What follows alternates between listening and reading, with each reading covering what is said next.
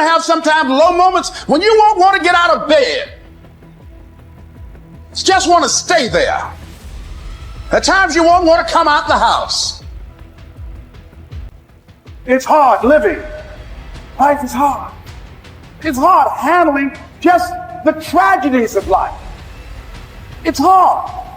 When you're working on something and you put everything you have in it, and it doesn't work out, you lose your money and other people's money. It's hard. You will go through things, and while you're going through them, you can't understand why it's happening to you. See, the point is, you don't know how much future you've got. What's gone is gone. There's absolutely nothing you can do about it. Some of you have had divorces. Some of you have probably had bankruptcies. Some of you have had terrible things happen in the past. But what's gone is gone. It's in the past. And to spend your time focusing on the past is to spend the only thing that you've got, and that's what's right here, right now, because the sand never stops running. This is all we've got. And to spend your time now thinking of what happened there is making absolute certain that the future is going to be the same as the past. Now, I don't suppose many of us spend a lot of time thinking about that. A lot of us spend a lot of time making that error. Now, you can either accept that or you can get to work. That's all it is. You just begin.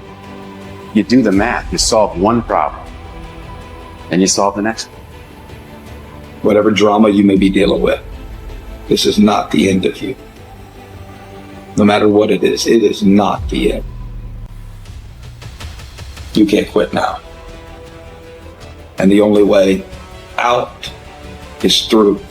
All you do is you fall down, get back up again, fall down, get back up again, fall down, get back up again.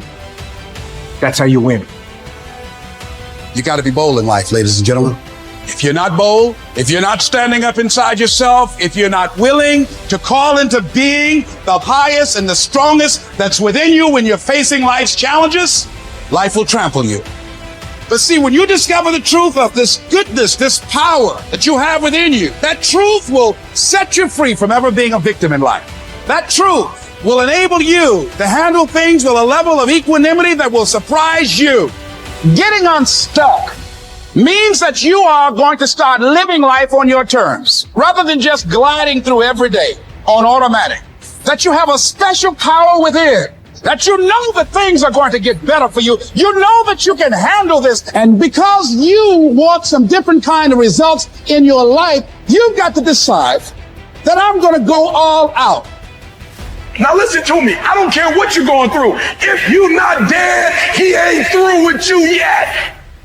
As long as you waking up, you still in the game. As long as you alive, you can still make it happen. As long as that breath in your nostril boot, you still in the game. You still can win. Now get your butt up. Why do you keep crying? Why me, God? Why did I get MS? Why did I get cancer? Why did my mama die? Why did I get fired? Listen, you got put through that because what that does, that tension produces greatness. Stop running from it and run to it. Lions don't cry. Lions don't give up. Lions don't quit. Lions hunt. That's what we do for a living.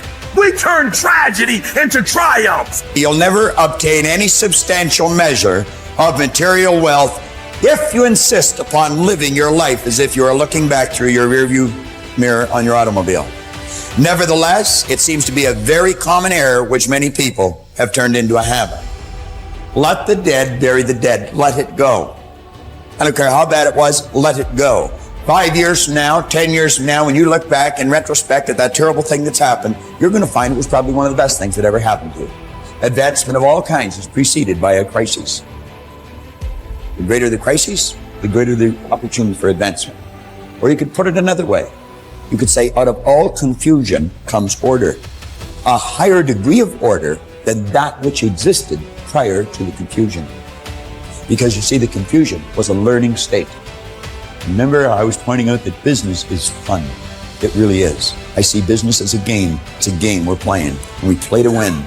And when we're winning, we're having fun. And when we're losing, we're learning. Let's treat both of the experiences exactly the same. They're learning experiences. Now we say, remember the old adage which says, let the dead bury the dead. Stop looking back on your life and worrying about the things which have already occurred and which you can no longer alter.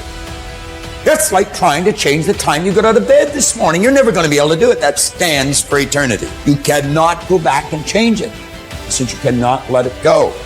Pursuing that kind of mental activity will never lead to anything worthwhile, any worthwhile accomplishment in your life. You should understand, moreover, that all accomplishments in your life, you should understand, moreover, that all of the great achievers of the past have been visionary figures.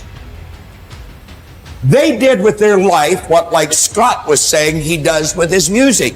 He heard it in here. They see their life in here. They're building visions of a great future. We've got a vision of a great company. We've already got a great company. We want a better one. We serve a lot of people. We want to serve more. And as we do, we receive greater rewards. Because when we receive greater rewards, we become more comfortable, more creative, and we can provide more service. It's a beautiful cycle that we're in. Looking into the past is a self-doom fulfilling cycle. You just keep getting it worse, worse, worse. We've all done it, so we know what it's like. These visionary figures were men and women who projected into the future, and they did not belabor over things which had already passed. They thought of what could be rather than what already was, and then they moved themselves into action to bring these things into fruition. If there were tips for success, everybody would have been successful. There are no tips for success. Only those who are not so successful, or those who are not successful, think somewhere if you read 10 points in a book, you're going to be successful. We need to understand this. If you want to be successful, don't seek success. What you seek is competence. If you enable yourself, and if you do something well, other people will say you're a success. If you think, I'm a success, it's foolish, isn't it? You're doing something, and you're doing it well. Other people in the town, or in the country, or in the world, people will say, oh, he is doing something really successful. They're looking up to you. That's fine. You look up to yourself. That's madness, okay? You don't seek success. You seek empowerment, you seek competence, you do it the best that you can do. You cannot do as well as somebody, but you can do the best that you can do. So if you do your best, if your best is good enough, the world will recognize. If it is not, you will be happy. So what does success look like? What does it take? Well, I know family and friends who always have their breakfast on time. And after breakfast, of course, they must have coffee. After coffee, of course, they must light up a cigarette, sit there nicely, because they're trying to become peaceful. And then they will go to work, come back home exactly on time for lunch, eat lunch, rest for 1 or 2 hours, sleep, then evening have 1 tea, and then smoke, and then again go to work. And at 8 o'clock, 8:30, they're back home for dinner, and then maybe other things, drink and this and that and whatever. But those who have been very successful, either in music, sport, art, business, spiritual process, doesn't matter what, those people never know when they ate, when they slept, when they got afternoon rest. So those who are committed to being successful with whatever they're doing, one important aspect of their life is they're not settling down wherever it's a bit comfortable, because comfort will happen when they lower you too in the grave. Very comfortable you are, Right now, it's about ensuring that there is profoundness of experience and there is impactfulness of activity. Because if they had given you a limitless amount of time, you could do all those things. Nothing wrong, I'm not against them. But they gave you such little time with such tremendous potential of being human. That's the problem. For every one of you, your life is precious, isn't it? It's a precious life. If something is precious, where do you want to invest this life? Because what you call as my life is just a certain amount of time and energy, isn't it? As you sit here, your life is ticking away, or no? What is ticking away is not time. What is ticking away is your life. So this energy that you call as my life, how are you going to invest it? Because if you're doing something truly worthwhile, it gets over before you know what happened. Only if you're doing something worthless, it feels like a long life. Have you noticed this? On a particular day when you're very happy, 24 hours, poof. It went off like that, like a moment. You are miserable, 24 hours feels like 10 years. Have you not noticed this? So, only miserable people will have a long life. Joyful people, life goes away like that as if it's a couple of days.